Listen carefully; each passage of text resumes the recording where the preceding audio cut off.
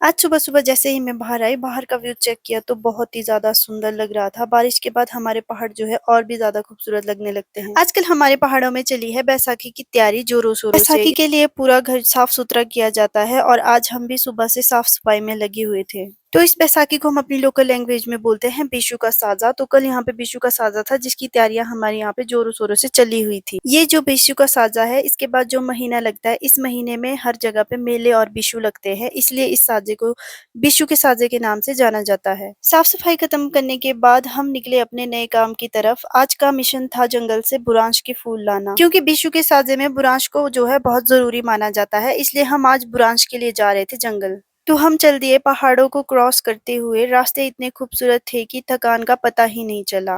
आज हम ऐसे रास्ते से नदी की ओर जा रहे थे जिन रास्तों का यूज पहले के जमाने में लोग चलने के लिए किया करते थे जब रोड नहीं बने थे। फिर हम पहुंचे नदी के पास। वहां मेरे भाई को मिले 2 गुच्छी और मुझे मिले थोड़ा सा लिंगड़ा।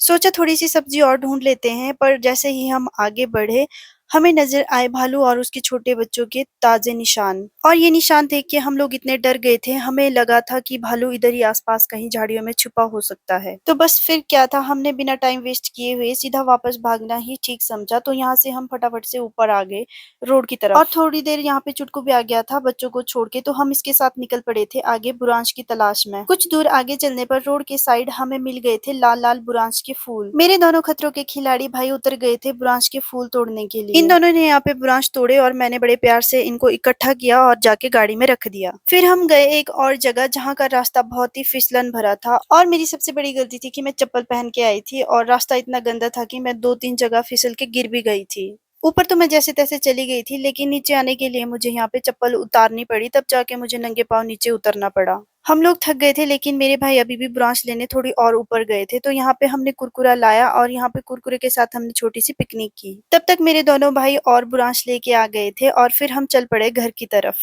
और हमारी गाड़ी जो है पूरी ब्रांच से भर गई थी, और ये जो थोड़ी सी सब्जी मैंने लाई थी, भालू के डर से मुझे इतनी ही सब्जी मिली। तो यहाँ पे हमने जो भी ब्रांच लाए थे वो सारे उतार दिए। घर आगे मैंने देखा मम्मी यहाँ पे खेतों में बासी डाल रहे थे। अब आप सोच रहे होंगे ये बासी क्या है। तो इस बिशु के साजे के लिए हम अपने खेतों में किल्टी ले जाते हैं, जिसे हम बासी बोलते हैं, जो कि इस साजे के दिन ही डाली जाती है। और ये जितने भी खेत है सब खेतों में एक एक किल्टा डाला जाता है। उसके बाद यहाँ पे हमने थोड़ी सी सब्जी निकाली रात के लिए, और सुबह के हमने यहाँ पे मांस भिगोने के लिए डाले थे, जिनको हमने वॉश करके और पीस के रखा ताकि कल इसका भोग लगे। तो आज के व्लॉग में इतना ही, मिलूंगी अगले व्लॉग में।